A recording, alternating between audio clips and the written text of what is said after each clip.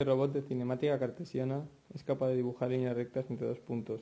También es capaz de dibujar splines en una trayectoria a varios puntos y es capaz de reproducir dibujos que se vean en un folio. Por último, es capaz de paletizar, pinchando objetos y separándolos con la pinza que tiene en su extremo. La estructura básica está formada por 8 escuadras preformadas con agujeros que nos han permitido unirlas mediante pernos. Hemos añadido una base de contrachapado que restringe los movimientos, sirve para sostener la hoja de papel y el Arduino.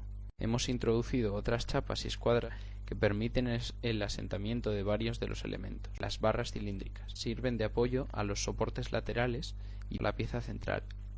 Las dos primeras barras están fijas gracias a unas sencillas abrazaderas a la estructura metálica. Las otras dos están introducidas en los soportes laterales y se desplazan solidariamente con ellos. La quinta barra sirve para transmitir el movimiento desde un motor a dos de las correas mediante engranajes unidos a ella, así como al potenciómetro que registra la posición de dicho motor. Los soportes laterales se mueven accionados por correas que están unidas a ellos mediante la presión que ejercen unas chapas pequeñas unidas mediante pernos. Uno de los soportes sirve de emplazamiento a uno de los motores junto con el engranaje que transmite su movimiento a la correa del eje Y y también al potenciómetro que registra las medidas de dicho motor. El soporte del lado opuesto a este incluye una horquilla que permite tensar una de las correas. La pieza central está unida a dicha correa, contiene una cola de Milano macho que engrana con la cola de Milano hembra de la sujeción del lápiz. Esta última contiene una cremallera que le permite al servo subir o bajar dicha pieza y con ello el elemento terminal. El servo está fijo en la pieza central.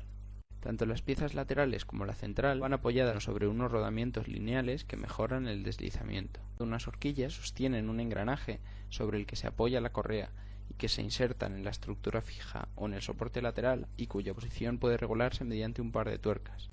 El servo que se encarga de subir y bajar el lápiz es un MG90 muy típico. Los motores son de corriente continua y de alto par, con reductora incorporada, tensión nominal 6 voltios y velocidad nominal 120 revoluciones por minuto. El movimiento del eje reducido se transmite a unos potenciómetros multivuelta de 10 vueltas, 1 kiloohmio de resistencia y 2 vatios de potencia máxima admisible.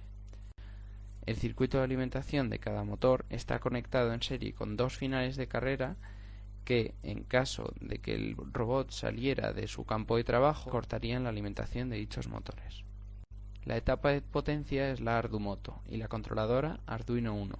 Hemos soldado diferentes pines y los cables pertinentes a una chapa que encaja con el Arduino.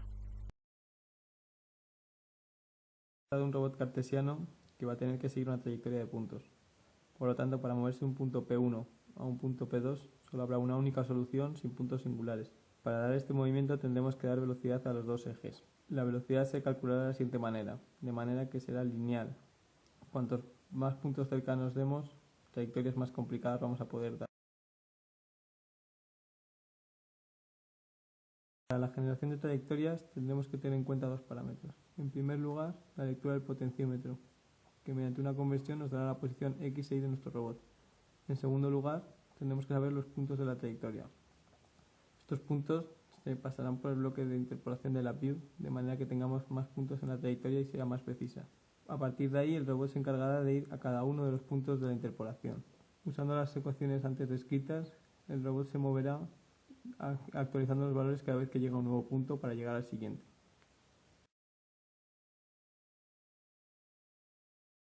Los potenciómetros nos dan la medida en tiempo real. Una vez sabemos esa medida de nuestra posición y en función a la posición a la que queremos ir, calculamos las velocidades utilizando un contador proporcional.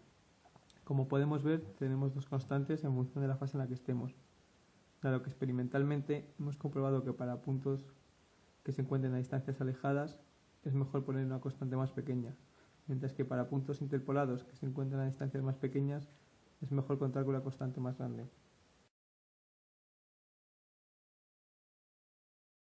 El robot se controla utilizando la herramienta de LabVIEW en todas las etapas. Para ello, una vez pulsado el botón de comienzo, se toma la lectura de los potenciómetros y se calcula la posición. Sabiendo el punto al que se quiere ir, se calculan las velocidades y el sentido de los motores. Se sigue esta trayectoria hasta alcanzar el punto, y una vez alcanzado se pasa al siguiente punto, actualizando los valores del sentido y velocidad. Se continúa así hasta alcanzar el punto final de la trayectoria. Cuantos más puntos tenga la trayectoria, más preciso será el movimiento del robot, puesto que actualizará los valores de sentido y velocidad más veces. La interfase de LabVIEW tiene diferentes partes. En primer lugar, podemos elegir un archivo de texto para pasar los puntos o podemos darle los propios puntos por la interfase de LabVIEW. Según lo que elijamos, podemos elegir el número de veces que se interpola y se llega al vector destinos, que es el que dibujará nuestro robot. En el otro lado de la interfase tenemos las medidas en tiempo real de los motores, del servo, del sentido y un botón de comienzo y de parada, así como la fase en la que se encuentra el robot. A la izquierda tenemos los parámetros a ajustar para el funcionamiento. Los más destacables son la velocidad base, la K sub P, que se distinguen dos según la fase, y los ajustes de la tolerancia con la que va a llegar al punto. Por último, podemos ver en el espacio de trabajo la trayectoria que va a seguir el robot.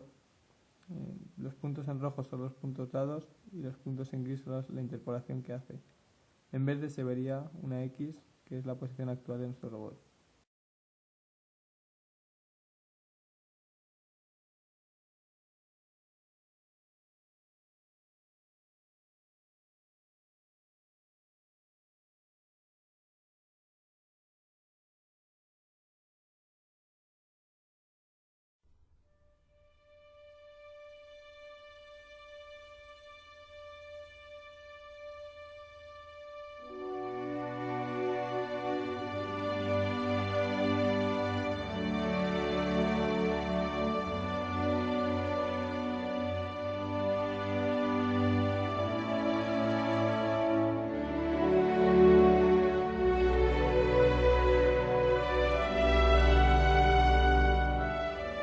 A continuación vamos a dibujar dos splines paralelos interpolados dos veces.